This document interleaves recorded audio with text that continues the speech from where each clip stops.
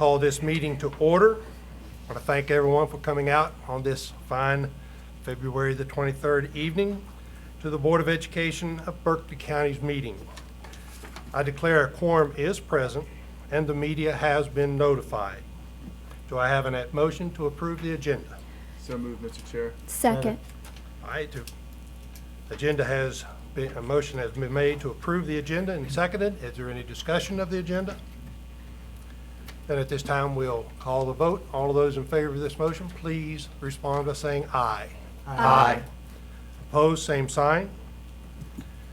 This time, I ask everyone to please stand with us for an opening prayer and the Pledge of Allegiance. Our Father, who art in heaven, hallowed be thy name. Thy kingdom come, thy will be done, on earth as it is in heaven. Give us this day our daily bread, and forgive us our trespasses, as we forgive those who trespass against us. And lead us not into temptation, but deliver us from evil. For thine is the kingdom, the power, and the glory, forever and ever. Amen. I pledge allegiance to the flag of the United States of America and to the republic for which it stands, one nation, under God, indivisible, with liberty and justice for all. Please be seated.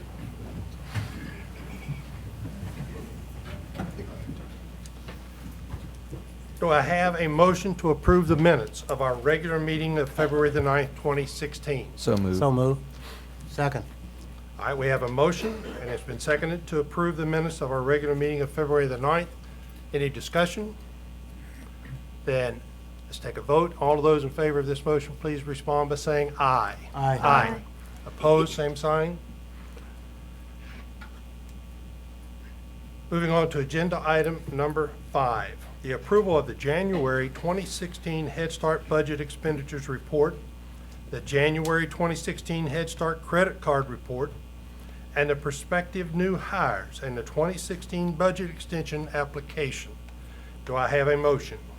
Mr. Chair, I move that we approve the January 2016 Head Start Budget Expenditures Report, the January 2016 Head Start Credit Card Report, the prospective new hires, and the 2016 Budget Extension Application. I'll second.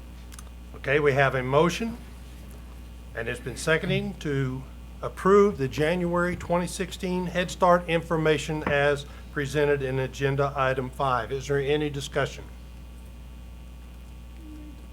Then at this time, we'll go ahead and call the vote. All of those in favor of this motion, please respond by saying aye. Aye. Opposed, same sign. Okay.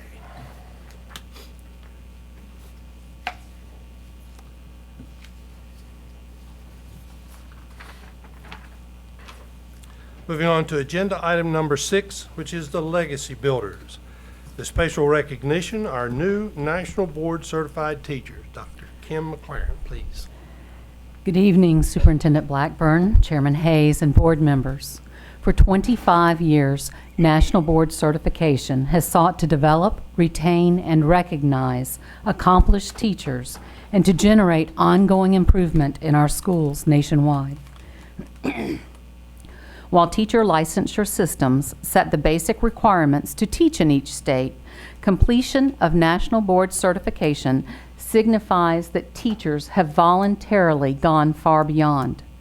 National Board Certified teachers have developed and demonstrated advanced knowledge, skills, and practices required of an outstanding educator that knows the most important part of their job is having daily impact on students. Board certification is available in 25 certification areas, pre-K through 12th grade, and is based on 5 core propositions. These are: teachers are committed to students and their learning, teachers know the subjects they teach and how to teach those subjects to students, teachers are responsible for managing and monitoring student learning, teachers think systematically about their practice and learn from experience, and teachers are members of learning communities. There are over 112,000 national board certified teachers in 48 states, and Berkeley County is very proud to now have 209 certified national board teachers. Superintendent Blackburn and Chairman Hayes, if you would come down, and Teacher Forum, if you would step over. Teachers, when we call your name, you're going to come up and receive a certificate and a token of recognition from Teacher Forum. You'll have your picture taken, and then we're going to ask you to cycle back around to your seat as the next person comes forward. At this time, Teacher Forum would like to recognize the National Board teachers for 2016. Those that are here tonight are all renewing their National Board certification. From Boulder Bluff Elementary, Tara Callahan.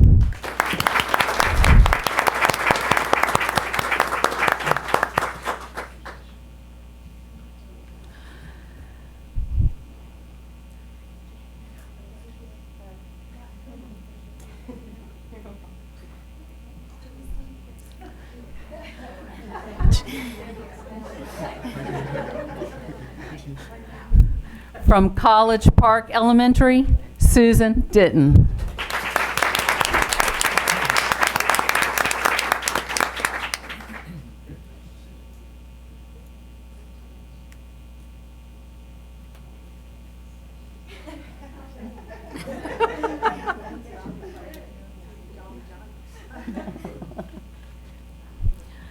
From Nexton Elementary, Terry Dress.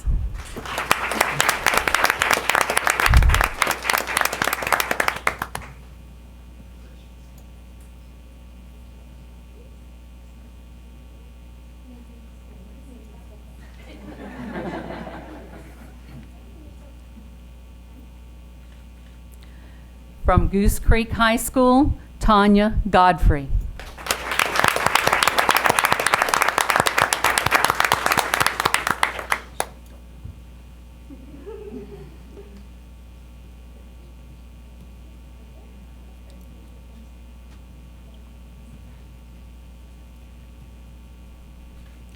From Westview Middle School, Janet Holland.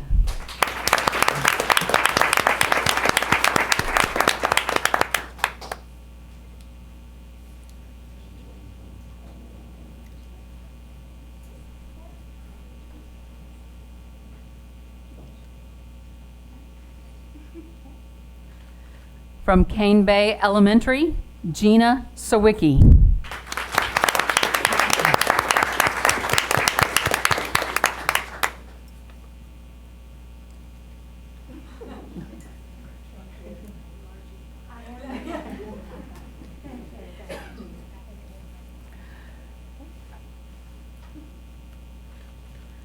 From Sedgefield Intermediate, Wendy Schultz.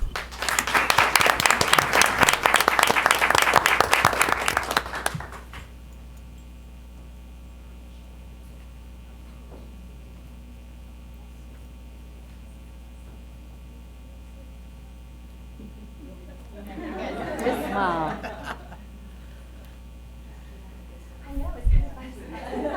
From Goose Creek High, Jeffrey Sklar.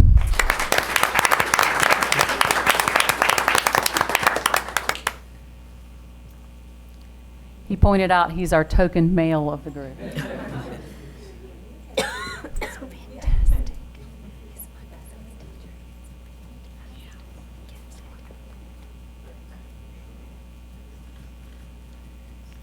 And from H.E. Bonner, Sarah Smoke.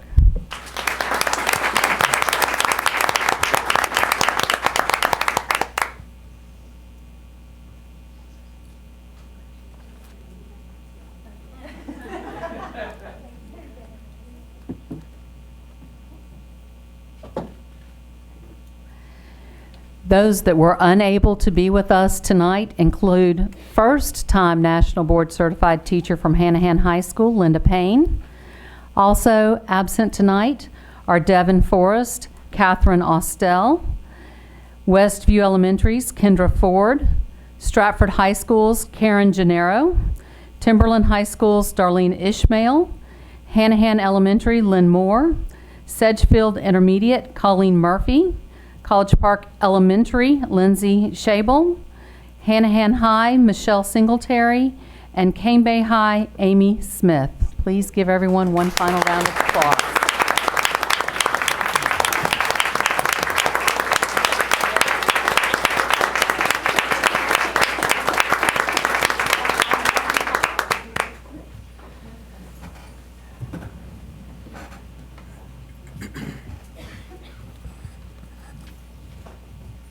Mr. Chair, may I make a comment? Yes. I could have started talking as you were traveling up.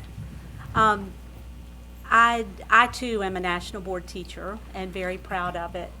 I'm not sure all the board members understand that, as she said, it is a voluntary process.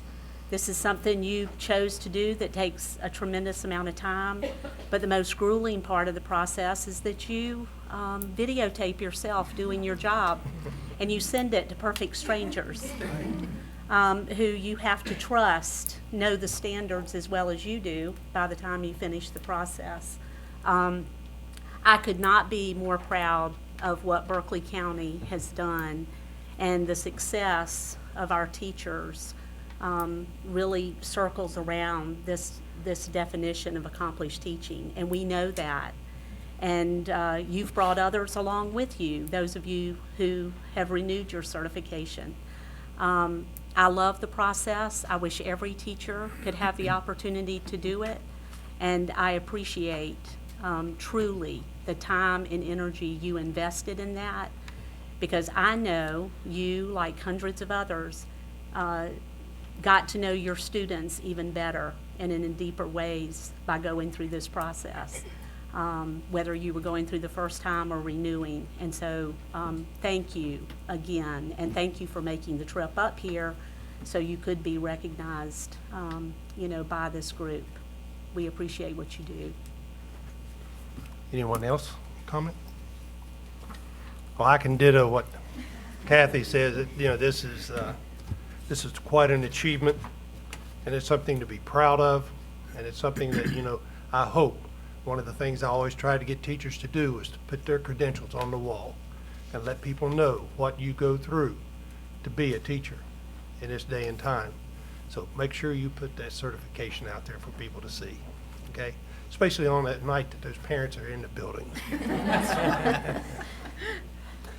At this time would be a good time if you were here and just visiting for this particular purpose and so forth. So this would be a good time for you if you wanted to move out, and we do appreciate you being here.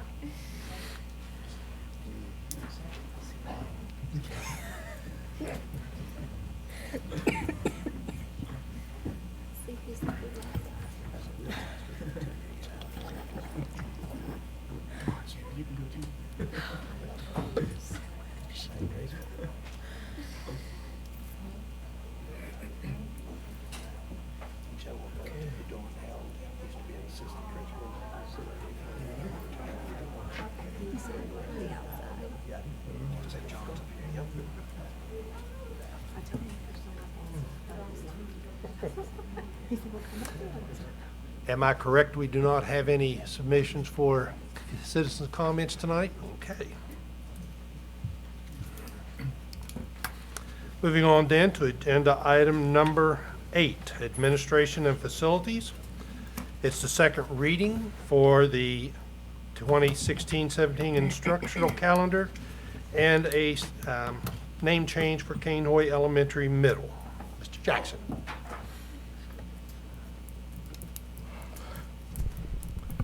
Good evening, Chairman Hayes, Superintendent Blackburn, members of the board. As you said, tonight we come for the second reading of the proposed instructional calendar for 2016-2017. The first reading was for the calendar was voted and approved unanimously on February 9th at the February 9th meeting. This is the calendar that was selected by school level teachers and staff.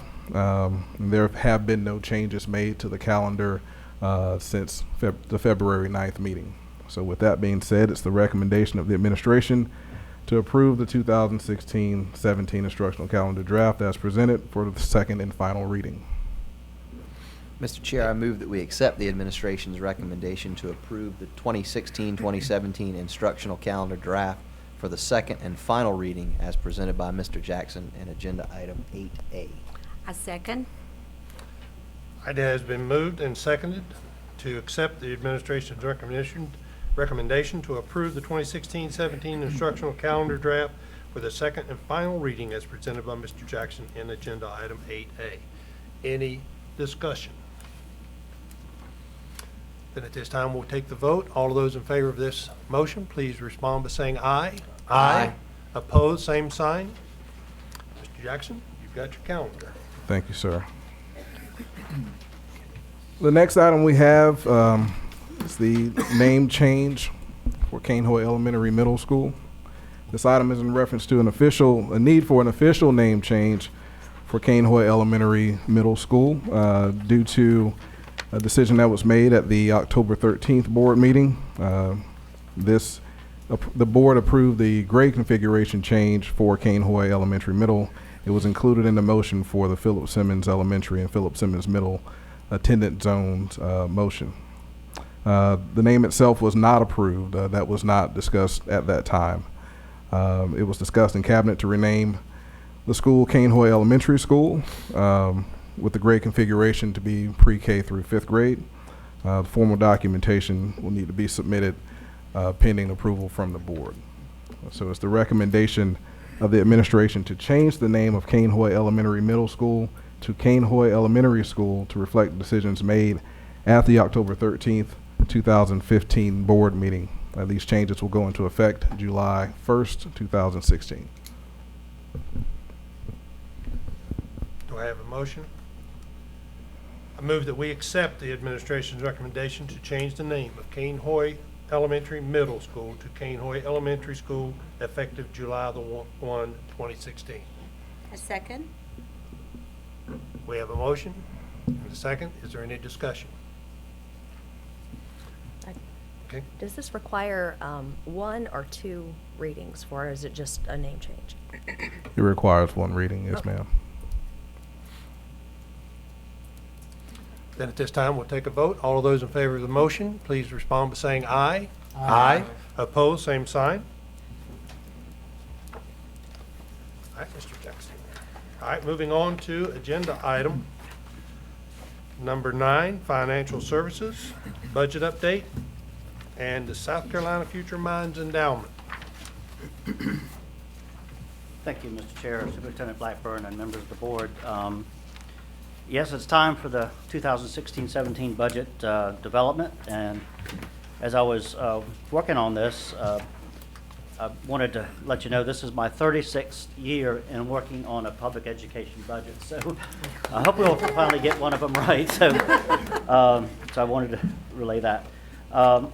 One of the purposes of tonight is to get your mindset on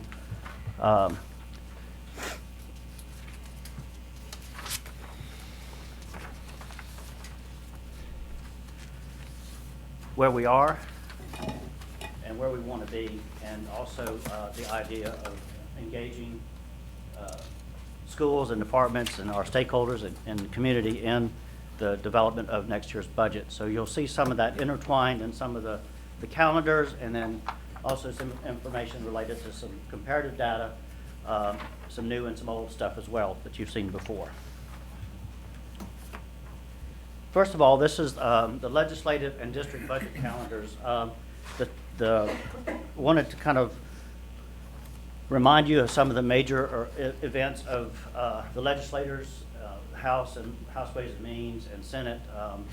The most up to date is through April 4 through 8, I believe, or April 4 through 8.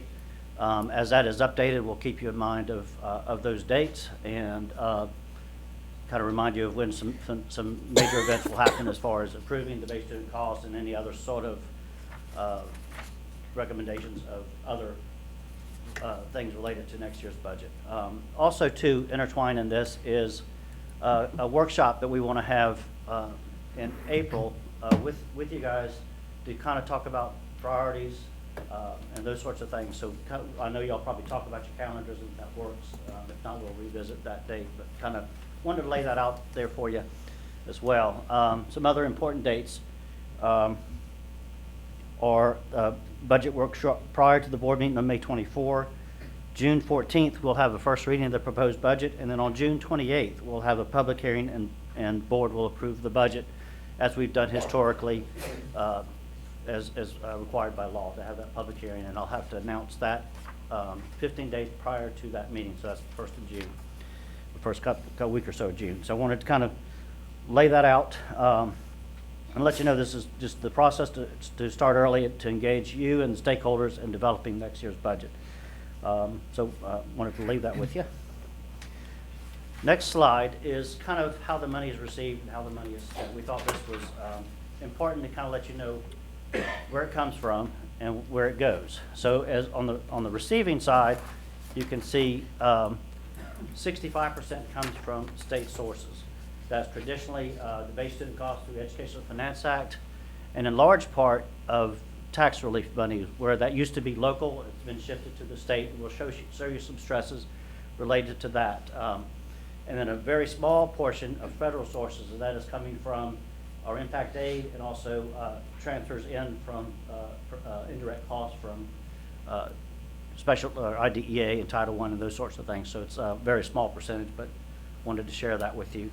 The money is spent, and this is typical of most school districts, not only in South Carolina, but throughout the state, of 85% being spent on salaries and fringe benefits, 64 for salaries and 21 for fringe benefits. So those are two intertwined as far as salaries and employee benefits related to those folks. The rest of the numbers, when you take that pie away, there's really not a whole left to really kind of decide. You have to have utilities, we have to have insurance, and then we also have to have school supplies, that sort of thing. So that's kind of been our challenge in trying to balance the budget, because there's really not much left to work with as far as balancing the budget without impacting the salaries. So I wanted to kind of share that thought with you. I will share a thought later on in the PowerPoint about the lease purchase interest and principal as a benefit to next year's budget development. This is a slide that wanted to share with you related to the base student cost as compared to the Budget Control Board, which is a state agency that actually targets where the budget, the base student cost should be. And then what was actually funded, and you can see a column of the difference in red, most because it is in red. So you can see the differences along the line. If you look down at the bottom line of 2015-16, we were funded at $2,220 per student. That's still less than 2007-8 of $2,476 by $256 a student, or about $8 million as far as what that would mean for us just in that one comparison. So that's pretty significant. That doesn't count inflation as well. As each year has gone, we have to imply the step for the teacher salary schedule and all those things. So those are actually embedded in each budget process. So those are actual costs that have to be maintained. So that really doesn't impact inflation as well. So basically, the conclusion is school funding lags behind what the law says the base student cost should be. Significantly. You can see on the next slide a picture of that. And you can see there are only 3 years that they actually made it right, or that made it match. So I wanted to share that. The rest of them are below.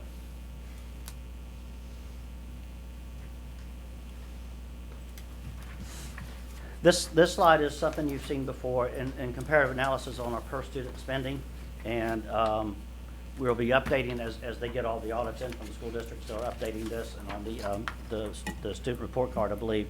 So, but you can basically see that Berkeley County ranks 67th in spending per student, but ranks 24th in academic achievement. So, wanted to remind you of that. The state average is 9,791 per student. The state median is 9,415, And for a district like ours is 9,114, not necessarily in size, but poverty, those sorts of things. So I wanted to share that with you.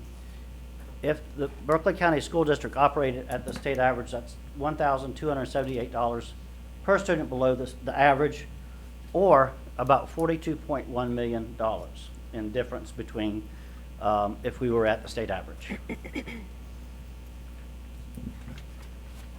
I wanted to go back to this real quick. I meant to make a point here.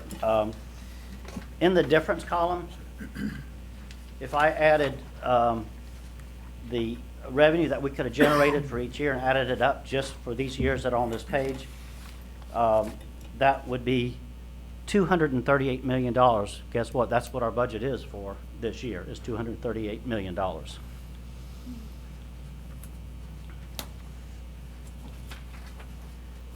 This is a picture of the South Carolina School District millage rates, and we wanted to show where Berkeley County ranked, and we're in the second to last bracket in the little box down below. I think in your PowerPoint you might be able to see it better. So we wanted to share that with you. As compared to Dorchester 2 and Richland 2 and 1, you can see where their ranges are. So we just kind of wanted to share with you where we place in millage rate as compared to the state and other school districts. And what is ours? Well, at 159.9 plus debt service, so it's like 224.9. What? 4.9. Yes. Can you go back to Yes. that slide? Yeah. Charleston County, in the one slide, they spend a lot more per student, but they're white on this thing. Is that because they get the You wanna go- tourism sales tax money, or why is their millage rate lower yet they're spending more? Well, one, I think the millage rate is lower because they have a lot of more high property values of beach and that sort of thing. But also, I think there's some local legislation that keeps it at a certain millage rate as well. And they are whole elements as well. Okay, all right. So you said the total millage is 224.9? Yes, sir. Okay. And that includes debt service. Yeah, they have a lot more 6% rental properties. Okay. And how much is not debt service? 60, without debt service or with? Debt service Without. is 65.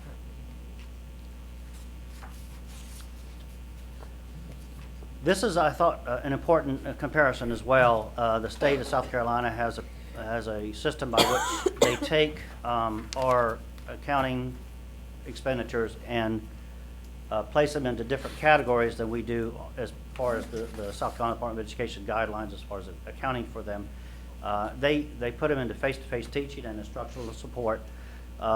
Face-to-face teaching is what you would think it would be in the classroom. Instructional support would be library media, psychologists, nursing, all those things that support in the school related to the child's education. You can see that the state average is 69.91. Berkeley County Schools is 69.47. And in school leadership, the state average is 8.54, and we are 8.48. So we're basically, on an average, based on those kinds of expenditures, we're pretty comparable to the state. And then you can see the numbers, the state average, as far as the numbers on the right side of what those actually come out to be. And then I put the link to that website if you'd like to go to it. You're welcome to. This is a slide that we've kind of revisited several times, and it's losses in state funding. And these are losses either through unfunded or underfunded mandates. The first three are, if you remember, when they talked about education finance reform, they actually shifted those revenues to the base student cost, so increased the base student cost, but we lost them over on the EIA side, which we were getting 100% of. So now when we shift to the EFA, we're only getting 75 or 76% of, so that's the loss there. The second group, as far as an unfunded or underfunded mandate, is the base student cost. I think that's the biggest one. It should be $2,801. It is $2,220 for a $581 difference, or $21.5 million is where we could be as far as additional revenue related to if they were funding education the way they should. Hence, a lot of discussion about education finance reform. So there's a lot of discussion about that within the state, and not sure where that will go, but we'll see where that goes. We can also talk about a couple years ago they wanted an elementary nurse, a school nurse in every elementary school. Great program, definitely needed. Well, they funded that at 100%, and now we're down to almost half of that. So we're you know, they put these things in play, and they start, you know, taking away so they can fund other things. Career specialists, electronic textbook funding, those all add up to about $24 million. Just wanted to kind of share. Balancing the budget is hard when they keep doing these kinds of things to us. Act 388. If you remember the last slide, that number was $4.6 million as far as loss.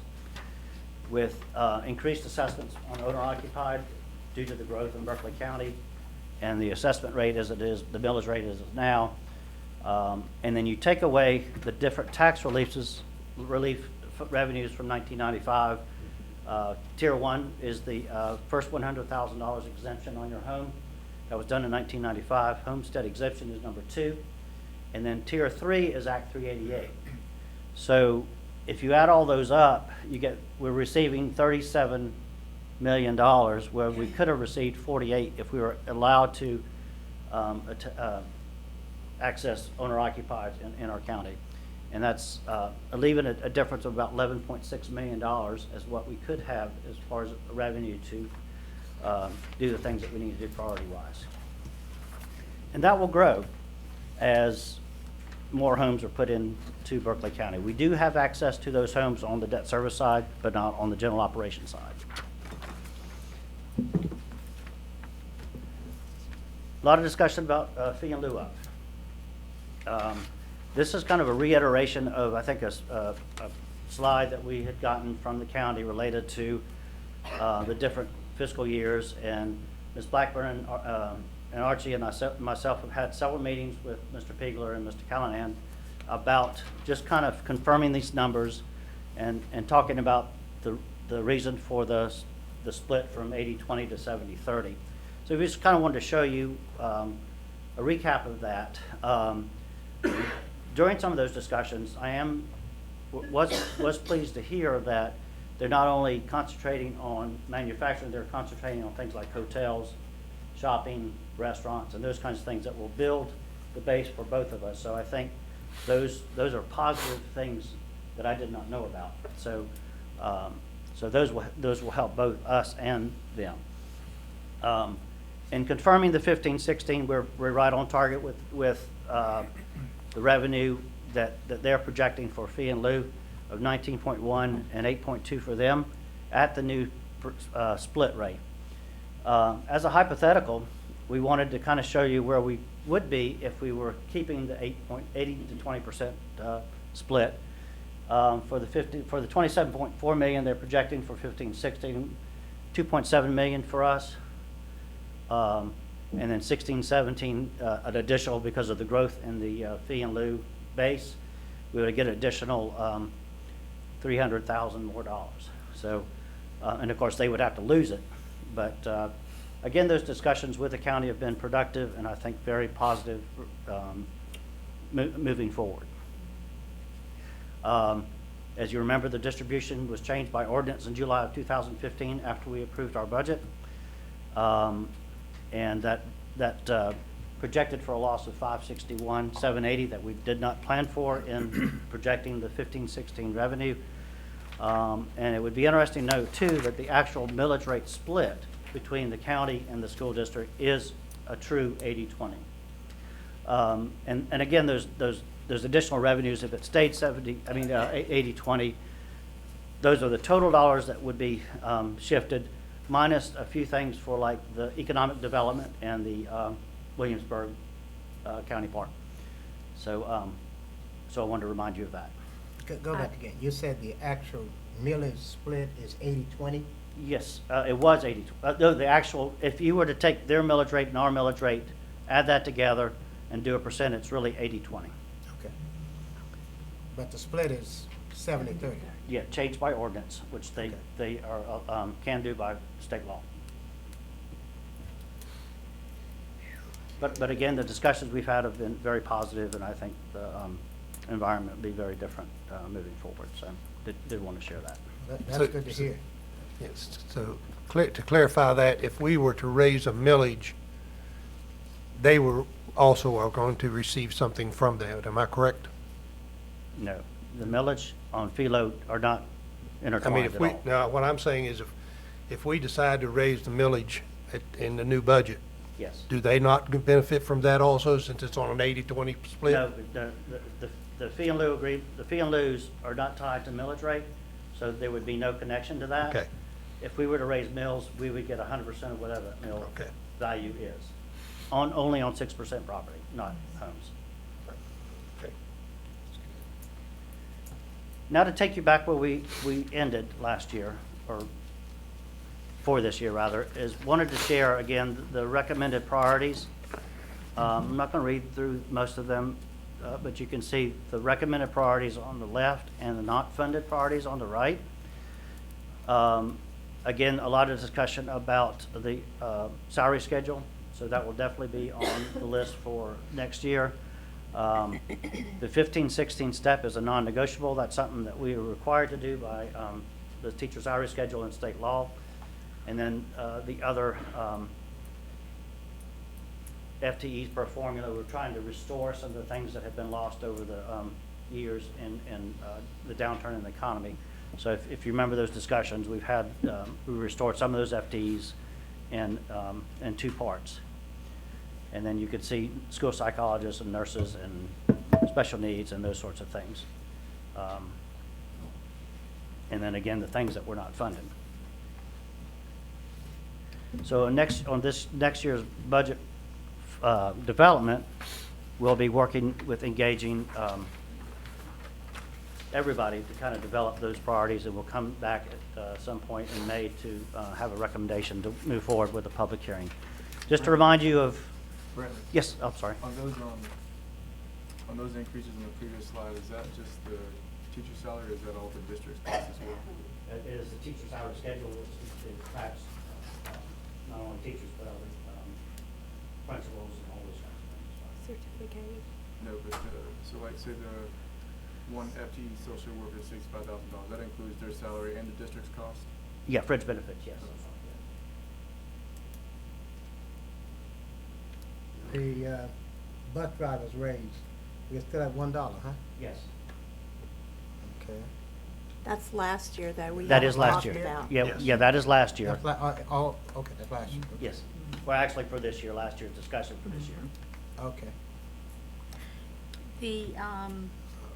The routing coordinator, that Head Start position, was that a position that was lost and needs to be restored?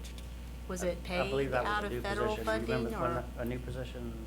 New position that is to be shared with Head Start and with regular transportation office, so that it was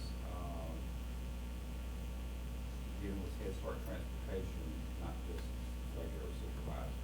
So there's not enough transportation money coming along with Head Start. I think, and I believe in the new grant, I think they've increased some support for transportation in that as well, so, and the new application for the reauthorization of that.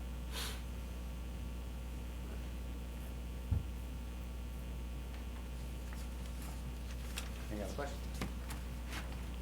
Thank you. Wanted to kind of remind you what the actual budget was for 15-16, 238.2 million. And then we'll fill in that blank in June sometime.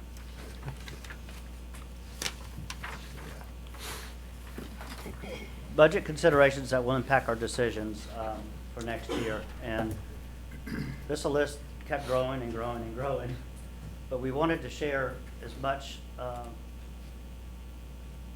things on the list so we would not lose them in our considerations for the budget. Again, strategic plan that we've talked about, that will impact our budget. Definitely the growth that we've talked about related to student enrollment. That will impact new teachers and new staff. The consideration for employee compensation improvement, which is again the option 1, 2, and 3 that we considered last year, and some other, and also the other classified and bus driver salary schedule. We also had some discussion about restoration of previous budget reductions. And you can see, and last year we did start a stab at that, but there's still some things that are left on the table to consider. Technology enhancements, with growth and with the changing in technology, we wanted to make sure that that was one of the priorities as we discuss the needs for Berkeley County schools, not only next year, but ongoing. I alluded to in the beginning of the PowerPoint where the money goes. And if you remember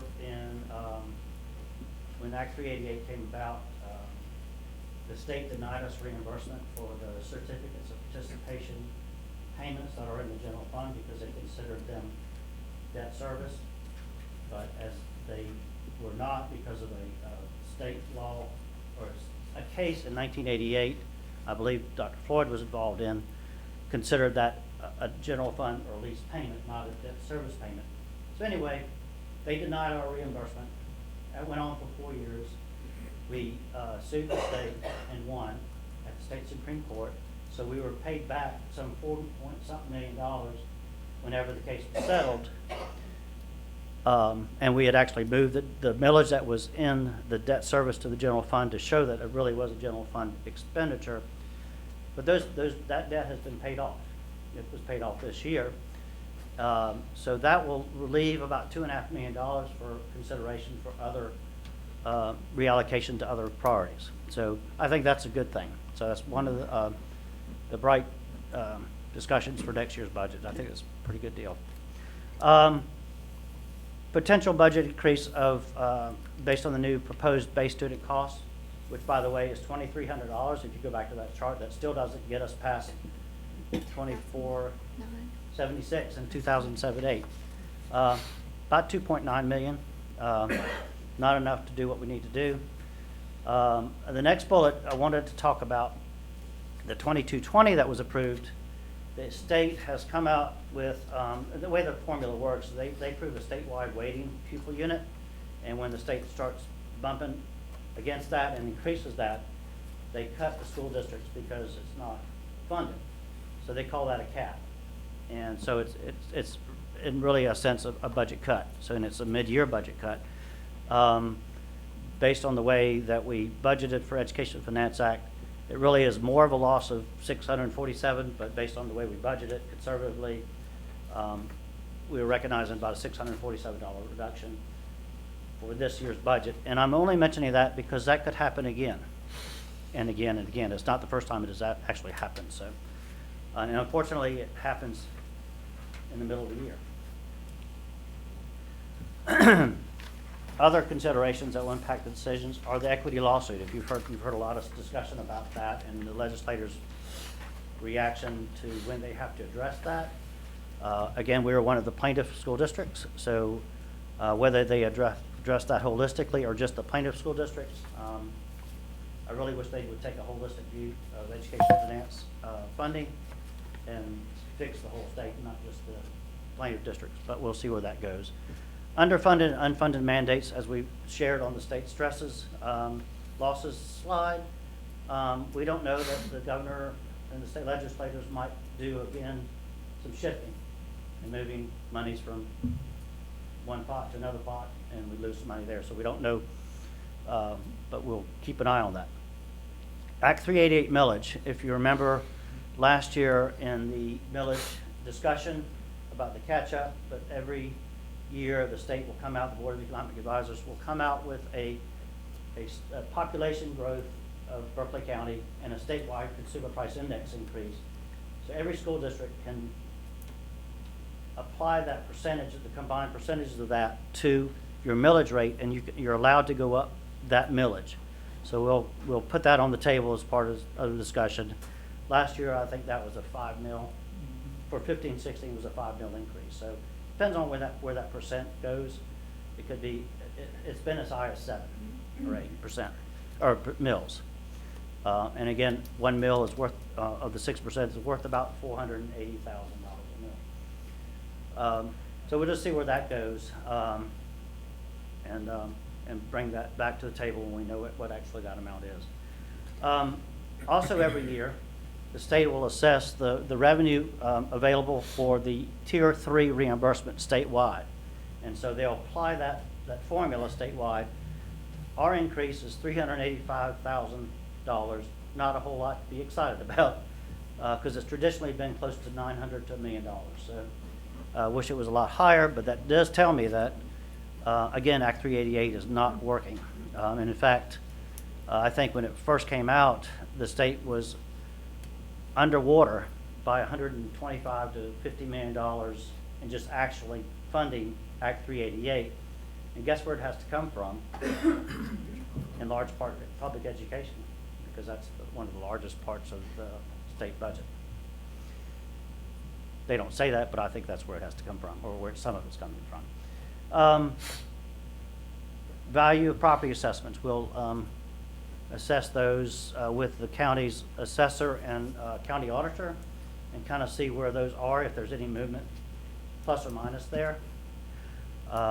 Again, the fee in lieu of taxes, we'll continue to have those conversations with the county about where those are, and reconciling those amounts and those sorts of things. So we'll kind of keep sharing that. We'll do the school and department budget request. We're looking at an online process where they could actually, the schools and departments could go online, and based on their security levels of the accounting system, their budgets will pop up, and they can key in and type in request and share with what they want to share with us as far as next year's budget. So we'll be working on that. Also, in every school budget or public education budget, not only Berkeley, but the state, is the increase in cost of employee or employer fringe benefits. There's always been a double-digit % for health insurance, and I'm assuming with the cost of health that will continue to be the case. And almost in every year's budget development, we don't know that until about August or so. So we have to plan for some level of increase for employer health. And they're inching up, again, the retirement as well, to kind of address the pension that's, if you've heard some articles related to the South Carolina pension plan, for South Carolina retirement plan being kind of underwater there as well. So I'm sure that they'll be increasing those rates as well. The cost of opening new schools. We've talked about that, and that's going to be a biggie as to what we can do and not do with some of the other priorities. If you remember, Nexton was about, we planned about $1 million. I missed it by about 300,000 or 400,000, but we're coming up with a standard and a template to kind of like know what is involved in opening the new school. So we'll get better at that. But we'll be opening 2 schools next year. We'll be needing to plan for a principal and staff at the Philip Simmons High School to plan for the whole year, and then of course Tanner Foster Creek School when that opens. So we wanted to kind of plant that seed of addressing opening up new schools, not only this, but when we address of all those needs, whatever those might be related to openings of schools. Because that's going to be a problem related to the way state education funding works. As far as openings, it's just a stress on the general fund, a huge stress. Next steps. Brantley. Yes, Can I just ask you this question? When do the schools, what count do we use, or does the state use to determine how many students they're going to reimburse Berkeley County for the year? They will do that based on, the Board of Economic Advisors will come out with a statewide weighted pupil unit. And in their legislative sessions, they'll approve that. So that actually happens before the year starts. Yep, but how do they know how many students? We have to report through our Power School or student enrollment. So they have not only Berkeley counties, but they have every single school district's enrollment as of the 135th day. That's what they 135th. fund us on. Okay. But then they'll use that to project what next year's numbers are. I thought it was the Yeah, 135th, but I just Yes, wanted to verify yeah. that. Sorry, Okay. I missed that part. Next steps. Obviously, monitor state and local legislative websites for additional information, local assessments for additional information, hold some budget workshops, which we'll talk about as far as dates at some point. And we wanted to engage the schools and departments in budget development more than we've had in the past, because hopefully things will get better related to education funding, engage the community stakeholders in the process, meet with state and local officials, and then finally be able to fill in that blank for 16-17, hold the public hearing June 28th, 2016.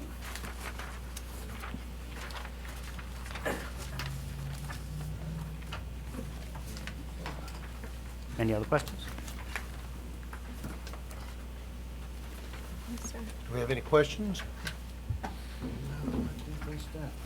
was a good job. Thank you. Thank you.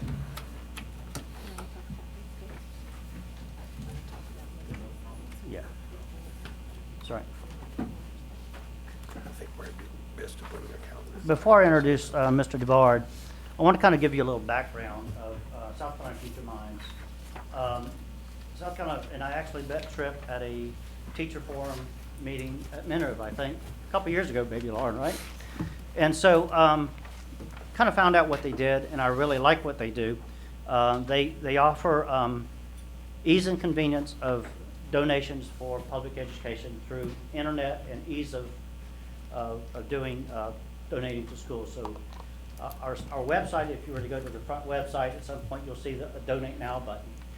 But as part of that relationship, we've talked about, and one of the things that's been on my to-do list for a long time is an endowment fund that's active, that's robust, and can get some things that we really want to get done outside of the general fund budget and millage and all those kinds of things. So Tripp and I started talking about a way to do that without having to do that in-house. As far as infrastructure of doing that in-house, we would need to have tax returns, we would need to have a lawyer to kind of set up the nonprofit, perhaps some different accounting software and staff to kind of keep it, and donations and all those kinds of reporting requirements.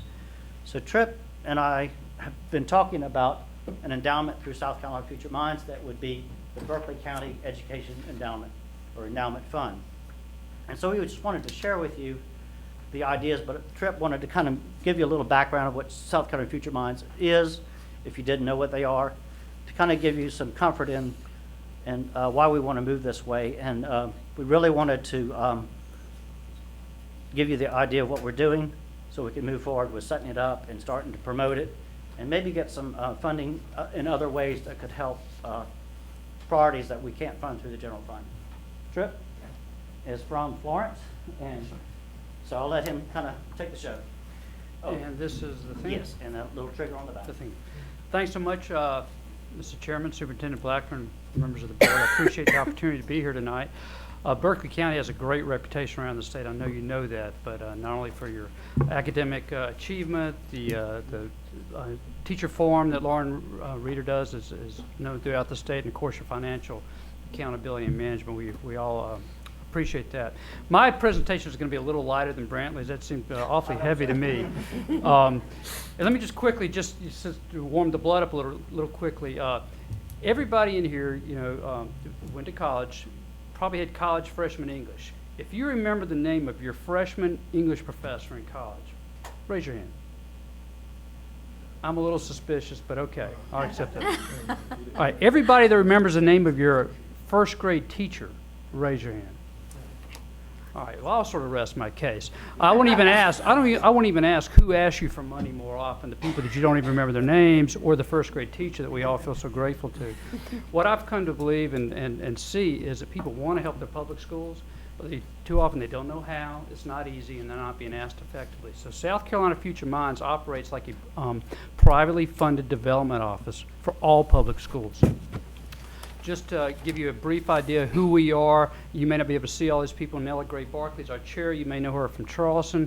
Chris Freens is CEO of Security Federal Bank in Aiken. Susan Heath from Columbia. Ken Childs, you may know him, Childs and Halligan. David Cody manages millions of dollars with Blue Cross Blue Shield. Scott Price, the head of the South Carolina School Board Association. Theo DeBose, bond attorney. Jim Rags, former superintendent. Patrick White from, he's chair of the Fort Mill School Board. You may know him. Michael Johnson, Mikey from Cox, Diane Sumter from Sumter, and Suzanne Cody, the current state teacher of the year. Lauren, I know you know her. I couldn't squeeze in here Dr. Steve Hefner and State Department representative. That seat's vacant right now. Angela Bain held that. Actually, you can see this pretty well. I didn't think you would. But this is from our annual report. We're just being printed. The basics of that are right here. Essentially, we have a very small overhead. We're a very thin organization. We're audited every year by Elliott Davis, now Elliott Davis DeCosimo. And on the far right, we have the highest ranking from GuideStar, which monitors nonprofits for our accountability and transparency. I'm going to run through some of these, but these are some of the things you may have heard about that we do. We organize the Teacher of the Year celebration. There's Suzanne at the bottom corner. Lauren's been to this. Welcome Amanda Cromer from your district this year, April 20th. I hope you're all there. We run a thing called Public Education Partners. We had about 100 different groups this year from across the state. We partnered with the Riley Institute, USC School of Education, STEM Centers at Clemson. We'll just click through really quickly. This school's got talent. This school's got STEM. It's a free competition for students. That's underway right now. The STEM thing opened up last night. It's free to anybody, and they vote online. You can see it on our Facebook or our webpage. Spaghetti night, if you're not participating in this, a lot of y'all are. We give away free spaghetti through Muller Spaghetti. We've given away, it says 22, it's now 25 tons of spaghetti to any public school. They just have to go to our website, say we want to have a spaghetti night. What we do is we operate where public need crosses over with private support. What I found is teachers like Lauren and all your board certified teachers, and really everybody, you create such goodwill in the community, but it's hard to tap that. Right, it's hard to tap this. It's easy to give to Carolina, Clemson, Furman, College of Charleston. It's hard to give to Sangaree Middle School. All right, but we make that happen. I've signed a check today to Sangaree. We run Teacher Appreciation Month. That sort of goes along with Teacher of the Year celebration. Kelly Services normally sponsors your Teacher of the Year. They agreed to do that again this year for Berkeley County. We create billboards put in the community for your teacher. All right, so now here's why we're here today. One of the things we also do, we have two types of funds that we hold. And one is donations in, distributions out. It bounces off of us as a 501c3, goes out to a school or district or one of our partners. And the other is a long-term endowment. Right now, y'all already have this sort of a short-term fund. The Donate Now button on your district website. All of your schools are approved for the button. Most of them have it. I think when you change the website design, some of them fell off, but you're approved for that. What we're talking about tonight is a long-term endowment. God dog it. How do I go back? The back button. I don't see a back button. I'm sorry. Okay, so these are some of the examples of our funds. Of course, all the button funds are short-term funds. We hold money from Michelin. Some of their employees give through us and goes to their thing. The STEM centers at Clemson, we hold money. It bounces off us for them. Sarah, you may have heard of them. And the School Board Association asked us to create a fund after the floods. We collected several $1,000s from around the country that we kicked back out right back to the school districts that were declared federal disaster areas. This is what the Donate Now button looks like. Again, it's been approved for your website since 2014. To be honest, a lot of this depends on how much the principals pushes. You wouldn't sell chocolate at your school and then put all the boxes in the back of your principal's office and hope someone walks in and buys it. You've got to get out and promote this, and the schools across the state that promote it raise money. Again, we're talking about the short-term thing. Is what you already have, just so you understand why it is such a good idea. It allows tax-deductible credit card donations from anywhere, reduces your cash handling. I've been on PTAs, and they're sort of very stressful in terms of all this cash coming in. It all comes through us. You get address and contact information. for all the donors. We're branded across South Carolina. Almost 300 schools now have approved this button across the state. And you get 94% of the donations back. There's a fee that comes out for us for credit cards, and just so I can drive down to Berkeley and let you guys know what's going on. So that's our fee. We have seasonal surges. You'll see this. We did at Christmas. May is our next one, where we just try and beat the drum across the state. Hey, now would be a great time to support your school, wouldn't it? Did you ever thank your teacher for getting your kid out of 6th grade, or thank you for helping you get out? Right. Why not? Why not? I think it's totally fair to do that. And then back to school. Oh well, can you show me that back button again, please? This is just an example of what your schools get, and we again, I mailed out about 20 of them today around the state. You get the date, the donor's name, size of the donation. You get the email address. They can say in honor of, so it can be in honor of a specific teacher. It can be in honor of a fundraiser. It can be in honor of band trip to Washington. Then you get the address and all that. So they're able to keep their own database, right? Just like a college or university, they can do that. This is a Patrick White happily giving a donation to Jason Johns of Bankstrom Middle School, just to give you an idea how fun they have it. Just to give you an idea of some of the stuff we're doing, we're creating healthy fundraisers. We've got this, We'll Give to Any Public School. We just created last year, so we really haven't done a lot with it yet. But I've got all the paperwork where a school can have a readathon and drive academic performance instead of, I don't know, selling candy bars and keeping half the money. This is something we did this fall with Pendleton School District, Anderson 4. Somewhere in there is Joanne Anderson. But essentially, they wanted to have a district-wide fundraiser. We created the back end where each school, in fact, each classroom within a school competed. Each school kept the money they raised, and the district had a foundation, not an endowment, but essentially a fund that they also raised money for. So it was fun. At the end, they had a color run. Anyone could participate. It was just a great day, great day. So it was an easy thing for them to do, and we helped with that. These are some of the other things folks have used for their button. The top two there, the 5K race and the Lego team, those are both examples from Berkeley County. We got contributions through us, and back to y'all for your efforts there. So the long-term fund, this is what Brantley and I have been talking about. Right now, our own endowment is what we hold. But the potential is, and we've talked, again, we don't really care where the money goes. I mean, we just wanted to support public schools. I mean, it doesn't matter how you do this, but we are able to hold funds for local education foundations. You could do program-specific endowments. For example, if Molly Spearman or a big donor or a corporation wanted to do something for reading or early childhood across schools or districts or any combination, we can do that for them. So what we're talking about with you guys is essentially a local education foundation, but it'd be an endowment. These are examples of some that are across the state. Now the first and the bottom, Greenville and Fort Mill, those are sort of money in, money out. The Florence one I helped create actually, and now it's the largest endowment for public schools. They use theirs, they have now about, Florence, South Carolina, okay, I'm gonna put you to shame. Our little town has Florence District 1 has an endowment of about $1.7 million. They've given out over $1 million in interest and grants in, I think, 10 years. That's probably a little more than 10 years, but they give out about $100,000 a year from their endowment, from the thing. But these are some of the things they do with it. Different schools can do with it, so just to, what y'all could do. Then the benefit for y'all is it just makes it easy. I mean, if someone wants to help your school or give money to the district, it should be easy. And right now it's just hard. So we would hold the money just like an endowment for a college or university. We're a nonprofit.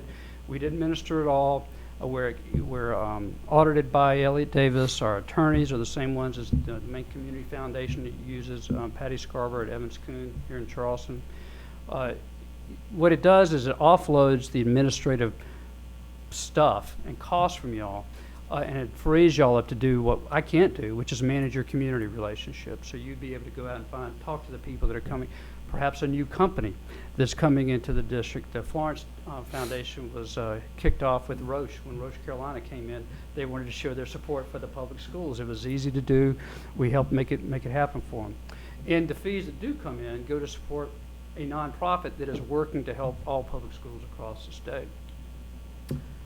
That's us, and I'd be happy to answer any questions. Thank you very much. Thank you very much. Thank you, sir. And kind of in conclusion, we just kind of wanted to share the idea with you so we can move forward with actually working with them and creating this endowment that we can hopefully support public education in Berkeley County schools. I'm really excited about it. Mr. Chair, may I make a Yes. comment? So, thank you, because I've heard your presentation a few times, and it's wonderful to see how much this has grown and all the different ideas, because the only thing I remember early on was spaghetti night. Pretty memorable. Yeah. The timing seems perfect for this with all of our growth, and so thank you. I'll be interested to see, what develops with your planning. Good timing. Thank you.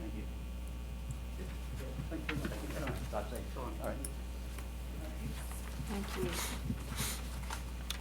All right, moving on to agenda item number 10, the human resources, items for action, is the second reading of policies, rules, exhibits for revision, a second reading for rules for deletion, and a second reading of new policies and rules. Dr. Levine. Great. Good evening, Chairman Hayes, Superintendent Blackburn, and members of the board.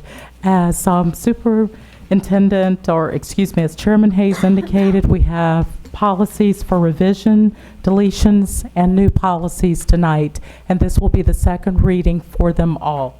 So as we look at the policies that are listed for second reading, I only ask that you also look at a change that's been made to page 7, and it's for policy IFBGA.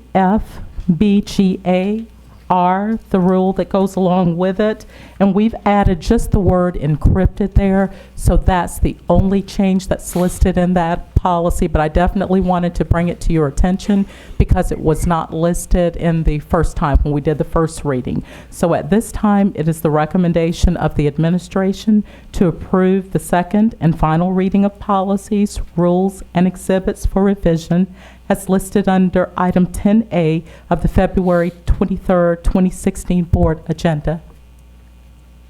Mr. Chairman, I move that we accept the recommendation of the administration to approve the second and final reading of rules and for deletion as listed under agenda item 10B.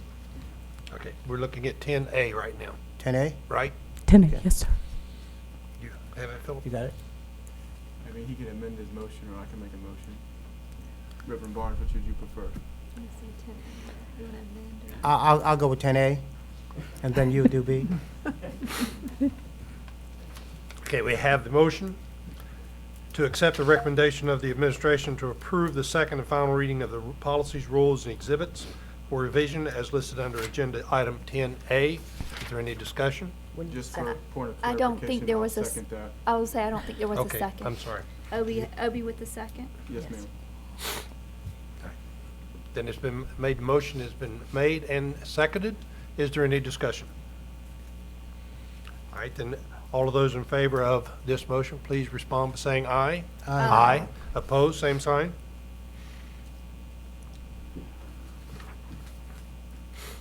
Okay. There are two policies that are up for deletion tonight, and nothing has changed with those two policies from the first reading. So at this time, it is the recommendation of the administration to approve the second and final reading of rules for deletion as listed under item 10B of the February 23rd, 2016 board agenda. Mr. Chair, I move that we approve the administration's recommendation to delete the policies under item 10B, rules for deletion, on the February 23rd, 2016 board agenda. Second. All right, we have a motion to accept the recommendation of the administration to approve the second and final reading of rules for deletion as listed under agenda item 10B. Do we have any discussion? Then all of those in favor of this motion, please respond by saying aye. Aye. Opposed, same sign. Thank you. Now for our last set are our new policies, and I would also like to call to your attention a change in these policies. In the midst of writing and revising the policies that apply to the English learner subgroup, we received a first reading last time.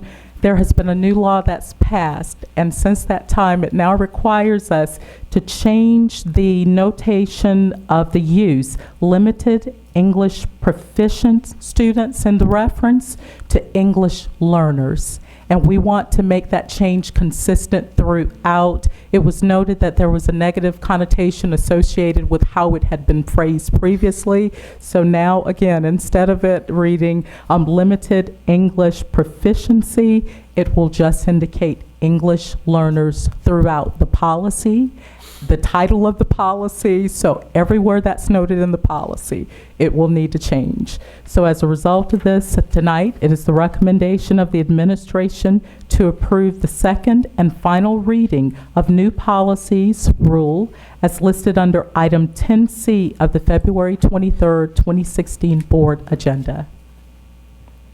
Mr. Chair, I move that we accept the recommendation of the administration to approve the second and final reading of new policies and rule as listed under agenda item 10C. Second. All right, we have a motion to accept the recommendation of the administration to approve the second and final reading of new policies and rules as listed under agenda item 10C in the February 23rd, 2016 agenda. Is there any discussion? Then all those in favor of this motion, please respond by saying aye. Aye. Opposed, same sign. All right, thank you. Thank you.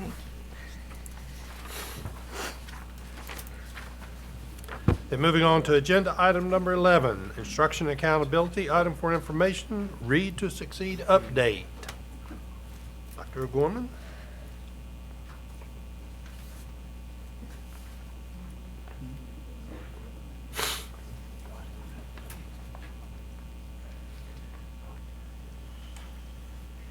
Thank you, Mr. Chair, members of the board, ladies and gentlemen. Since Read to Succeed has come about in terms of legislation and the State Department taking over and providing guidance to the district, we've had a lot of new information come at us, and there was a long time where we didn't hear anything, and now we've heard a lot. And we thought we needed to bring you an update before we bring something to you in April. So I'm going to turn this over to Ms. Calcutt, and she's going to go over some changes we received from the State Department in the last couple of weeks. Good evening. Tonight I'd like to provide for you just a brief overview. We have more information to bring at a later date as well. If you guys remember in a previous presentation, we talked about all of the components of Read to Succeed. There are 8 of them. Tonight we want to focus on the number 1 component, reading plans, which is a requirement for both the district and school level folks. When we think about this for the district, what do we mean when we say reading plan? Sometimes it's referred to as literacy plan, but they mean the same thing. This is an annual plan that's created. It's very comprehensive. It spans across pre-K students all the way through 12th grade, and it's really a plan of support to help those children become proficient in both reading and writing. And it's also a process that will allow us to use data to make improvements and help inform instruction. The same thing will exist at the school level. Each school will also prepare a plan that's an annual plan, and it's going to be aligned with our district level plan. It will become a component of a plan that they already create, which is the school renewal plan, which you guys are very familiar with. And it's really to serve as kind of a practical guide and some guidance for teachers to be able to support their students in the areas of critical reading and writing. This is the timeline that's really a critical part of this presentation, and Dr. O'Gorman alluded to it. In June 2015, the picture you see here is the front of the state literacy plan. That's when it was published and posted to the website. You'll see in July, August, September, October, November, and December, we did not receive any type of guidance of what we were to do at the district level or school levels in terms of creating our plan. In January, the State Department published a guidance document. It was posted on January the 15th to help districts develop their reading plans.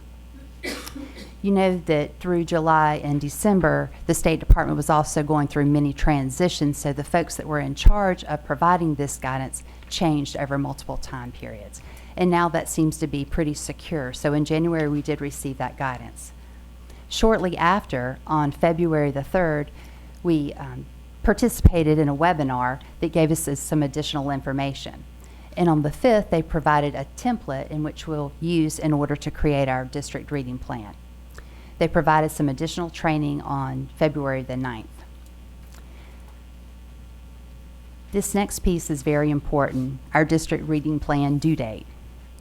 It's due to the State Department by April the 25th and will require us to bring this to the board prior to that for your approval.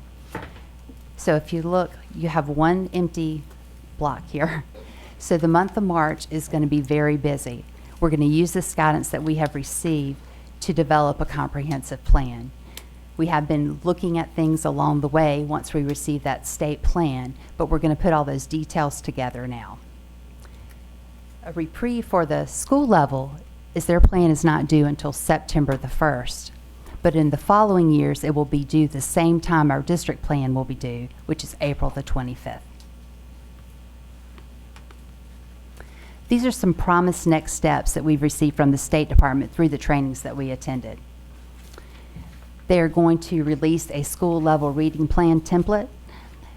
This was promised for February the 11th, and we have not received it to date. We did receive an email today, though. They hope to have it posted tomorrow, so that's good news. They've also promised to deliver some technical assistance sessions for middle and high school level folks, as well as in intervention and scheduling and plan development.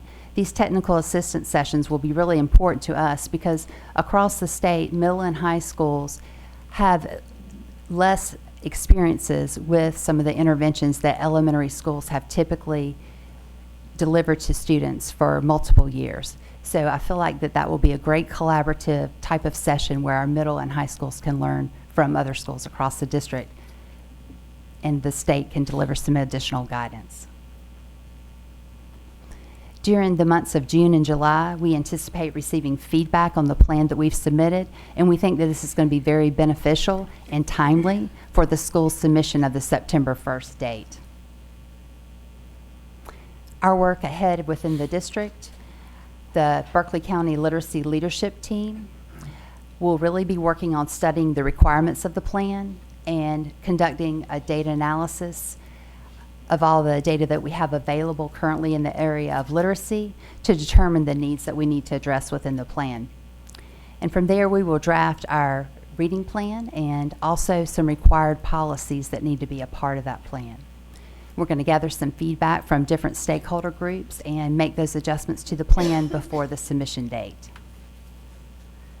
In terms of the Board of Education, what we need you guys to do is we'll submit the plan to you for approval, and then we will also submit the associated policies for you guys to review and approve. Do you have any questions about our work ahead? I have a question. Sure. Who all will be involved in this plan? Your literacy team members, and who are they? Yes, the literacy team is made up of many, many folks. We have 26 members. We have school level administrators, both principals, assistant principals, instructional coaches. We also have parents represented on the team, district level folks, and then we have some folks that we call a working committee, because we only have 1 month really to get this work accomplished. And so those folks are going to be working with other representatives that won't serve during every single committee meeting, but will give valuable input. For example, we have businesses that will be involved along the way. And every member of the organization that has an impact on literacy cannot be available for every meeting in the month of March. So what we want to do is to be able to have that opportunity for them to serve in a role called a working committee. So we have this main team of 26, and then we have the working committee of folks that will revolve throughout. Okay. The school level will also have this type of committee as they begin developing their own plan. Thank you. Any additional questions? Okay, thank you. Thank you.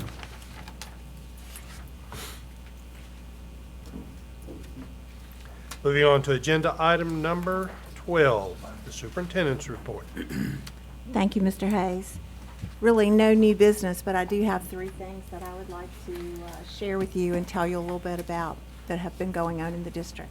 First, I'd like to commend Lauren Reeder and all of the teacher forum, as well as the support that was provided by Sharon Snyder for the great job you did with the Berkeley County School District Conference Day, and very well attended. Several of our board members were there, Reverend Barnes, Kathy, Jim, I think that was it, but anyway, and Sally came, yes, in time to wave to us. I didn't see you, were you?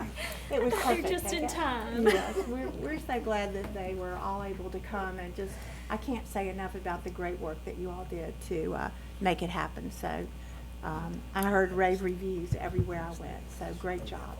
And you're looking much more relaxed than you did that day. Yeah.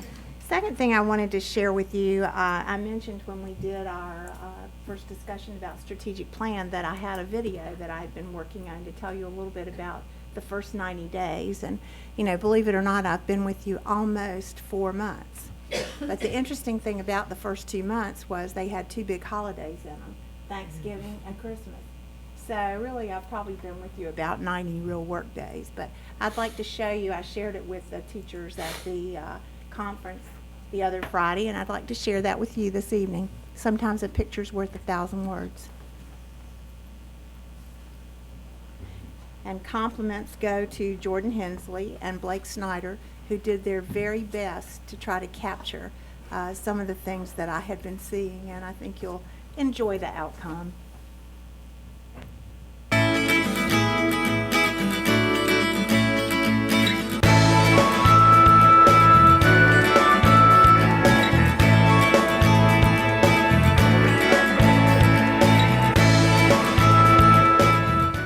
Hello, Berkeley County School District and community. 90 days, 5,000 miles, 30 school tours, hundreds of conversations, 6 meet and greets, and an online survey. And I'm ready to tell you what I've heard. Your priorities give us areas to focus on, both to build on our strengths and to work on the opportunities that we can create in the future for our students. Come with me for a few minutes while I share with you what I've learned, and while you have an opportunity to see Berkeley County School District at work and at play.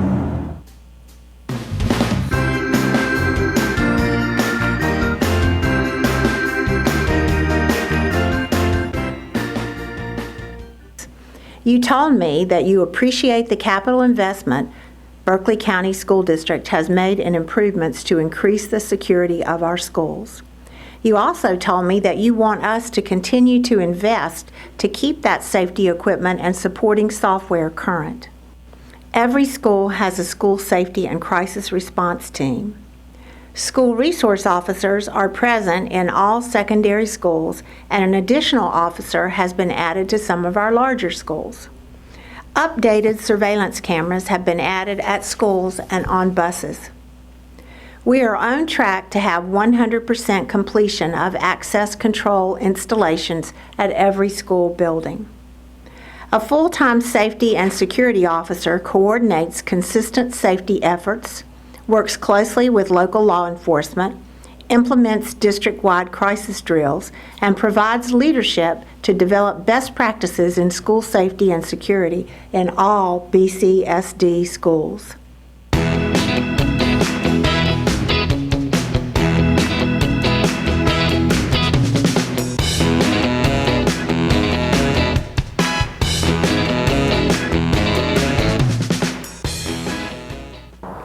You told me about the caring people who greet our students every morning when they get on the bus.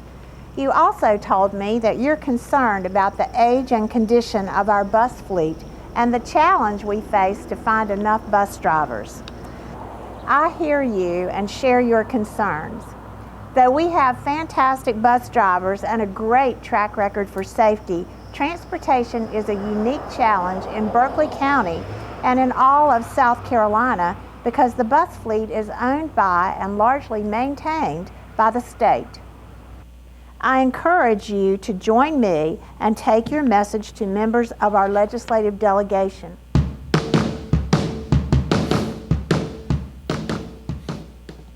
You told me that our teachers and other employees are our greatest strength. You told me that you want young people to have well-rounded school experiences, including the arts and music, along with athletic and extracurricular activities. I've learned that we accomplish great things for students while being financially very efficient. We rank 24th of the 83 school districts in South Carolina in academic performance in the state. At the same time, we rank 67th of the 83 school districts in South Carolina in the level of per pupil funding. I will continue to work with principals and teachers to find agreement about meaningful testing and appropriate student data measures.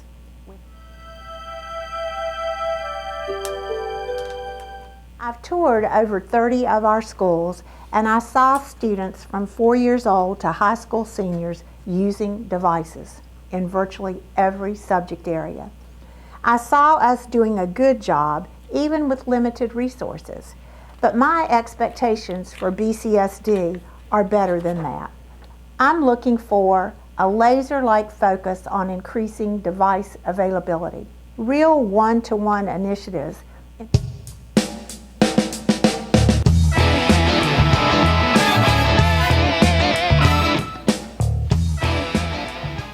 You told me that you are concerned about maintaining quality school environments to keep pace with the growth ahead of us.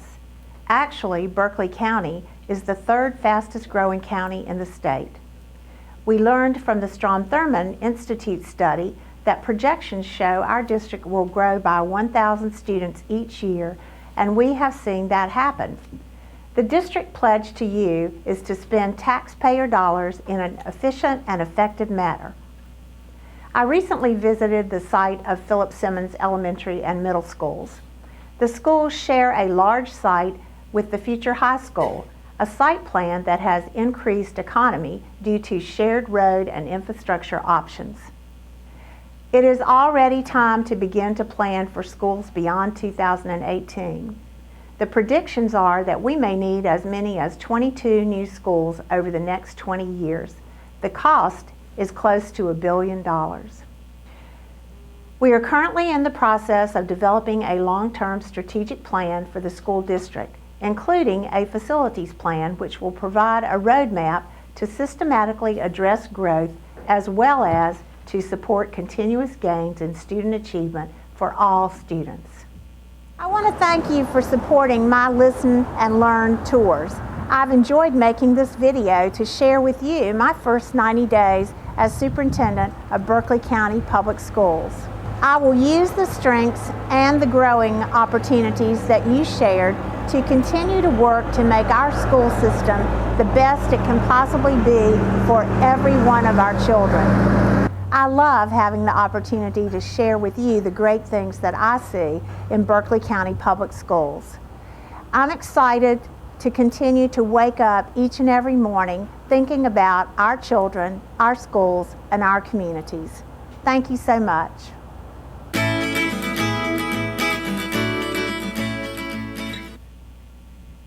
So again, thanks to Jordan and to Blake Snyder for doing the video, and it was a lot of fun, the 30 days.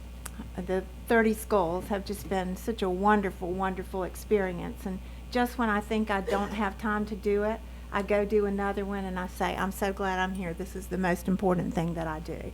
So great opportunity to see our schools and teachers and our kids in action, and it's been a lot of fun. I think it's real interesting, and I wanted to share, as I did with you at the strategic planning workshop that actually the things I saw are very closely paralleling the things that we got in terms of feedback from the survey that was done online. And, you know, I saw growth, technology and CTE, transportation, instruction for future-ready students that balances district, state, and federal mandates and assessments, safety and security. The online survey opportunities said teacher compensation, which is right at the top of our list when we did the budget presentation tonight, growth, program offerings, communication, budget, technology, and career and technical education. So quite a few similarities between the observations that I made and the information that we got from our online surveys. So I'll keep you posted. I've got 12, no, I've already done one more. I think I've got 11 more schools to do, and I'm on a fast pace to finish. I'm going to get to every one of them before this year's over. The third thing I wanted to share with you is, I'm not sure if you know about this, but there is a consortium of the Low Country superintendents. And that consortium consists of Berkeley, Charleston, the 2 Dorchesters. And we meet once a month, which is a really great thing because we actually talk and articulate. And we recently had an opportunity to talk about something very important, I think. Back in February, we met with Terry Holliday, who's the former Secretary of Education in Kentucky, and did quite a few things there with students' career and or post-secondary ready, as well as re-examining, do we still need Carnegie units? And do kids still need the exact same 24 credits to graduate that they needed when I was in school and when some of you were in school? And so really to do some thinking around what do we need to prepare kids today for the high demand, high wage jobs that are coming to our community. And I think it really was brought home to me when I was sitting in the room with you know, probably 300 ninth graders from Berkeley High School. And if you've ever been in the room with 300 ninth graders, it's usually not very quiet. They can think of a lot of things to do, but at Berkeley High School that day, 300, you could have heard a pin drop. An executive from Boeing was speaking with them, and he looked them straight in the eye and he said, I want to hire you, Berkeley County young folks, and you know they have good jobs.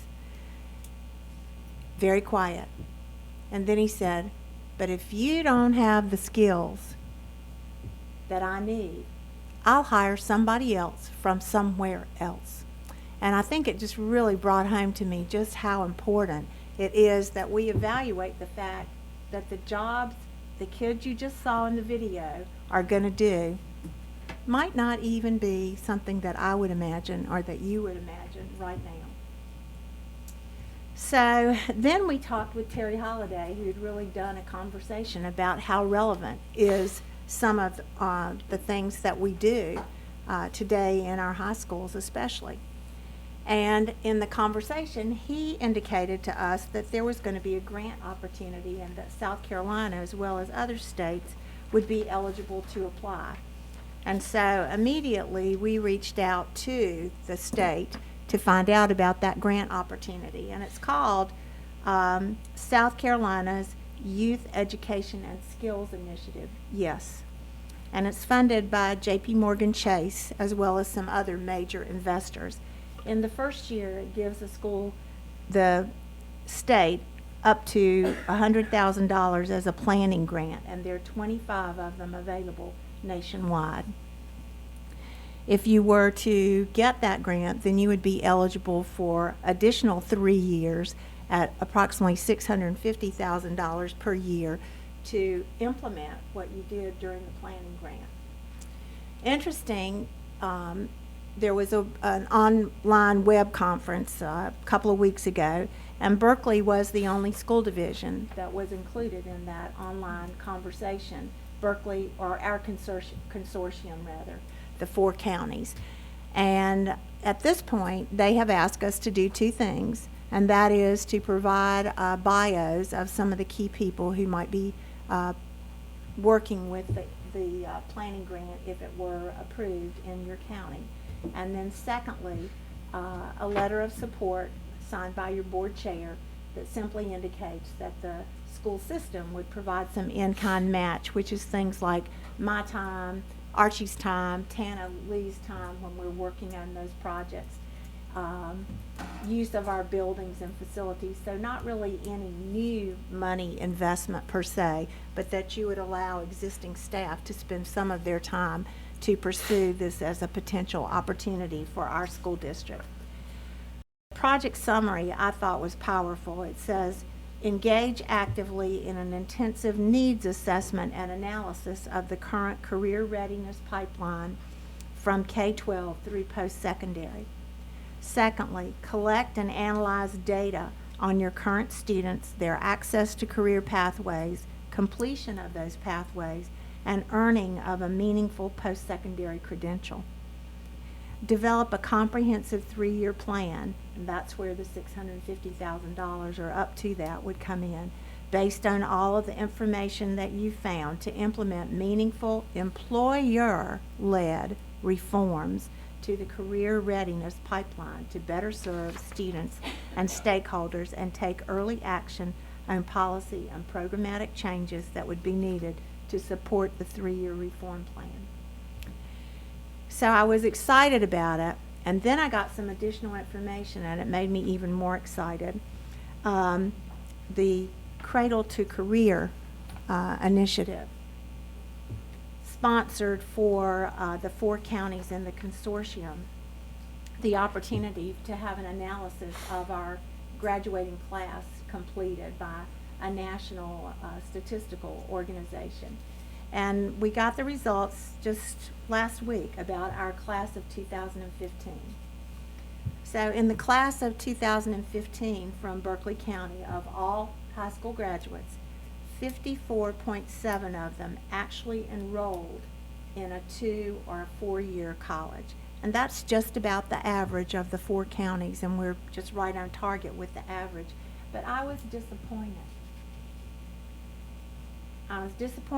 But I was also had a total reaffirmation of how important what we do in high school is. If only 54% of our kids even go on to a 2 or a 4-year school, then if we don't prepare them to leave us in a way that they can actually earn a living wage, then where are they going to get it? And then there was another little piece of information, and it's not as statistically solid as the first piece is, but I'd like to share it with you. Back in 2009, we had a grant-funded survey done of our high school graduates from just 2 high schools in the county. So I won't mention them since there are only 2 of them that were included. But of the class of 2009, of those who enrolled in a 2 or 4-year program after high school, 27% of them ultimately earned a degree.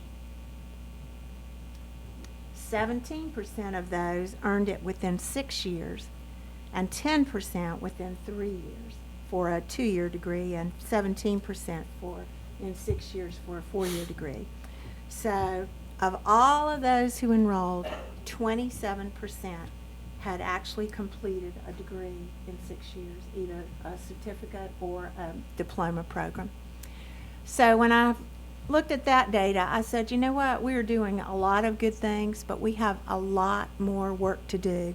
And I think it is especially at the secondary level. The foundation is set in the elementary levels, but this making a connection between school and work and a living wage is just huge. And so I wanted to share this with you this evening, and I'm in the process of drafting a letter that I'd like to ask Mr. Hayes to sign tomorrow afternoon so that we could submit this and hopefully be considered as a county, along with our 3 friends, our neighboring friends and competitors, I say, to work on this statistic that I just showed you. And along with our 4 county partners, we were joined by the Charleston Chamber and also by Trident Tech as we talked about this issue with Terry Holliday and others. And I think it's a huge opportunity for us to potentially be involved. So I wanted to make you aware of that and hope that you would endorse my moving forward with that letter. And that's all I have. Thank you.